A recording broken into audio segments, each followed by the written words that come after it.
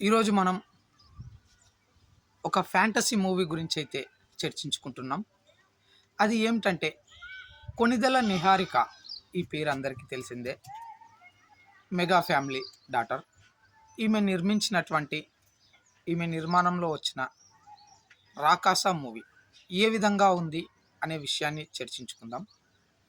దీంట్లో ముఖ్యంగా యాక్టింగ్ చేసినటువంటి యాక్టర్స్ సంగీత్ శోభన్, నయాన్ సారిక, కిటప్ సీను, వెన్నెల కిషోర్, బ్రహ్మాజీ, తనికెళ్ళ భరణి, ఆశిష్ విద్యార్థి, ఇంకా కొద్దిమంది ఉన్నారు.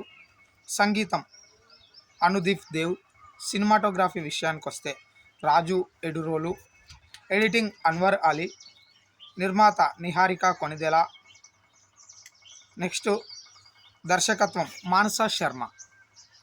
మరి మానస శర్మ దర్శకత్వంలో నిహారిక కొణిదెల నిర్మాణంలో వచ్చినటువంటి 'రాకాస' మూవీ స్టోరీ ఏ విధంగా ఉంది అంటే, కమిటీ కుర్రోళ్లతో నిర్మాతగా తన అభిరుచిని చాటారు కొణిదెల నిహారిక. ఇప్పుడు సంగీత్ శోభన్ కథానాయకుడిగా బలమైన ప్రచారంతో 'రాకాస' సినిమాని ప్రేక్షకుల ముందుకు తీసుకొచ్చారు.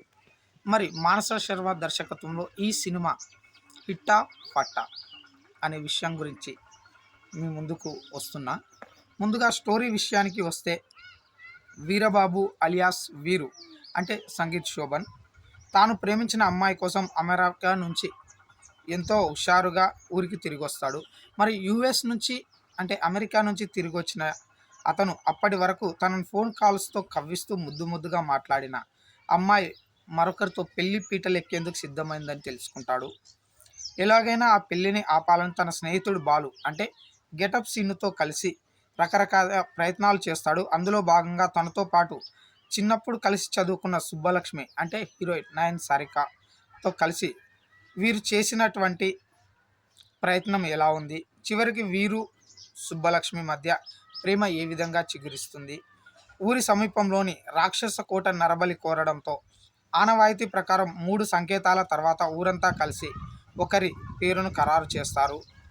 మరి ఆ వ్యక్తి కోటలోకి పంపుతారు. అలా చేస్తేనే ఊరికి మంచి జరుగుతుంది అనుకుంటారు. లేదంటే బ్రహ్మ రాక్షసుడు వచ్చి ఊరందరినీ నాశనం చేస్తాడని అక్కడైతే స్థానికులు నమ్ముతూ ఉంటారు. అయితే ఊహించని రీతిలో వీరు కోటలోకి ఎందుకు వెళ్ళాల్సి వస్తుంది, మరి కోటలోకి వెళ్ళిన వీరు తిరిగి వచ్చాడా, ఇంతకీ ఆ కోటలో ఉన్న రాక్షసుడి చరిత్ర ఏమిటి అనే విషయాలను horror, fantasy and comedy mix చేసి అయితే ఒక కోట, అందులో భీకరమైన బ్రహ్మ రాక్షసి అనగానే ఎవరికైనా సరే హర్రర్ నేపథ్యానికి సంబంధించినటువంటి పాత సినిమాలన్నీ గుర్తొస్తాయి.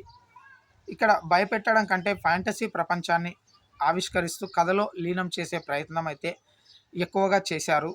హర్రర్ కామెడీతో కాకుండా ఓ ఫ్యాంటసీ కామెడీతో అయితే కోట నేపథ్యంలో ఈ స్టోరీ అయితే ఉంటుంది. ద్వితీయార్థంలో కామెడీ కూడా బాగుంది. చిత్ర బృందం ప్రచార కార్యక్రమాలు చేపినటువంటి చందమామ కథలా చిన్నారులకు నచ్చేలా ఉంటుంది అని ఏ విధంగా అయితే చెప్పారో అదే విధంగా అద్భుతంగా తీయడం జరిగింది. తర్వాత ఊరిలో చోటు చేసుకున్నటువంటి సంఘటనలు పెద్దగా మన మీద అయితే ప్రచారంలో ఇంపాక్ట్ చూపవనొచ్చు.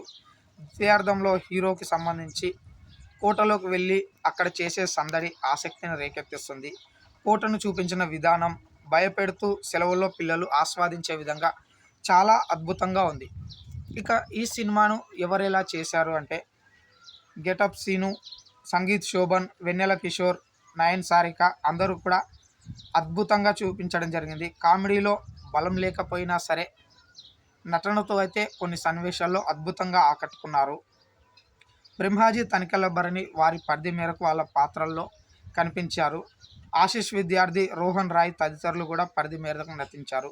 ఇక సాంకేతికత విషయానికి వస్తే కెమెరా, ప్రొడక్షన్ డిజైన్ విభాగాలు అత్యుత్తమంగా పనిచేశాయని, స్క్రీన్ ప్లే అద్భుతంగా ఉంది. ఈ సినిమాను ఆసక్తిగా మలచడంలో మానస శర్మ ఎంతో అద్భుతంగా కష్టపడ్డారని ఆ కష్టమంతా మనం స్క్రీన్ మీద చూడవచ్చు. బడ్జెట్ పరంగా పరిమితులు ఉన్న కథకు తగ్గ ప్రపంచాన్ని అయితే పక్కాగా ఆవిష్కరించారని చెప్పవచ్చు. ఈ సినిమాతో కొణిదెల నిహారిక, మానస శర్మ మరో హిట్ కొట్టేశారని చెప్పవచ్చు.